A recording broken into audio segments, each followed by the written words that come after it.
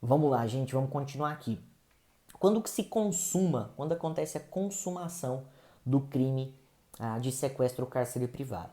O crime se consuma, a consumação do crime de sequestro ou cárcere privado acontece quando a vítima ela tem privada, tem restringida a sua liberdade de locomoção, a sua liberdade de ir e vir, ainda que parcialmente. Ou seja, a consumação do crime de sequestro ou cárcere privado acontece quando a vítima ela é privada, ela é impedida, ela é limitada, ela é restringida na sua liberdade de locomoção, ainda que de maneira parcial. Ou seja, foi reduzida a liberdade de locomoção de alguém, ainda que parcialmente, crime de sequestro e cárcere privado.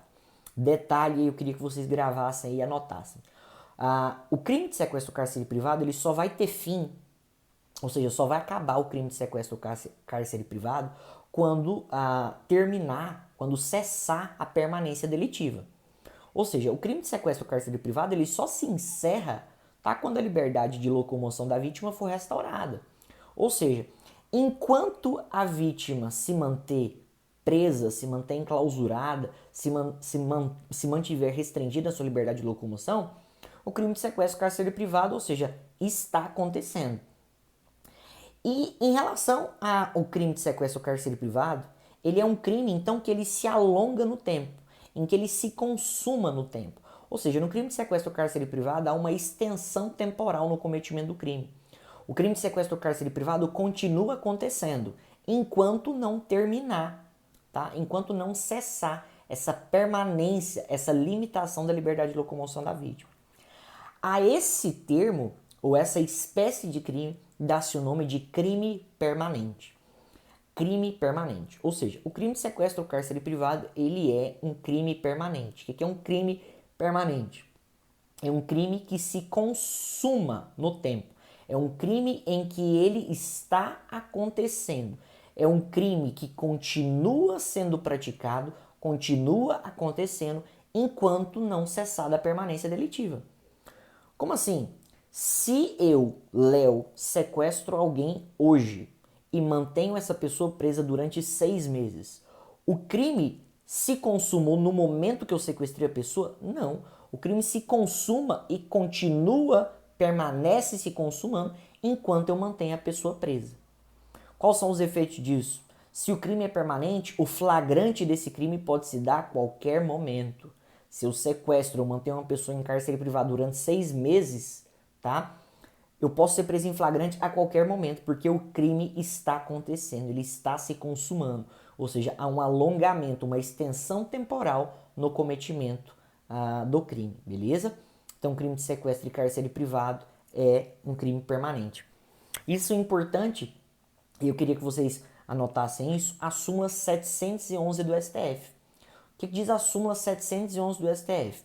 Se durante os crimes, tá, continuados ou permanentes, sobrevém uma lei mais gravosa, aplica-se essa lei mais grave para o crime. Ou seja, a gente sabe, e aqui não é nossa matéria, que, como regra geral, a lei penal ela retroage, tá? Desde que para beneficiar o réu, certo? A lei penal, então, ela não iria retroagir quando fosse para prejudicar o réu. Só que aí nós temos uma exceção em relação aos crimes permanentes. Se acontece ou se está acontecendo um sequestro, o sequestro dura 6 meses. Se durante o crime permanente de sequestro vem uma lei mais grave e aumenta a pena do sequestro, pode ser aplicada essa pena mais grave para aquele sequestro? Sim, porque como o crime permanente ele está acontecendo, tá?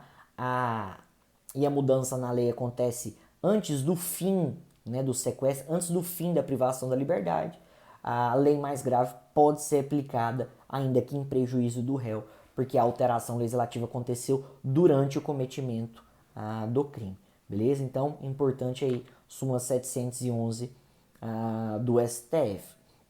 E aí só efeitos aqui que eu queria falar para vocês aqui. Imagina que um adolescente de 17 anos sequestrou uma vítima. E ele tinha 17 anos e 10 meses. O sequestro dura 6 meses. Quando ele começou o sequestro, ele era adolescente. Mas como é um crime permanente, durante o sequestro ele virou maior de idade. Ele vai ser punido como?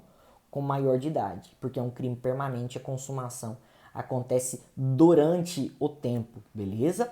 O crime continua, permanece produzindo efeitos enquanto não cessar a permanência delitiva. Bacana? É importante a gente só ressaltar aqui as formas qualificadas aí do artigo 148, parágrafo 1º.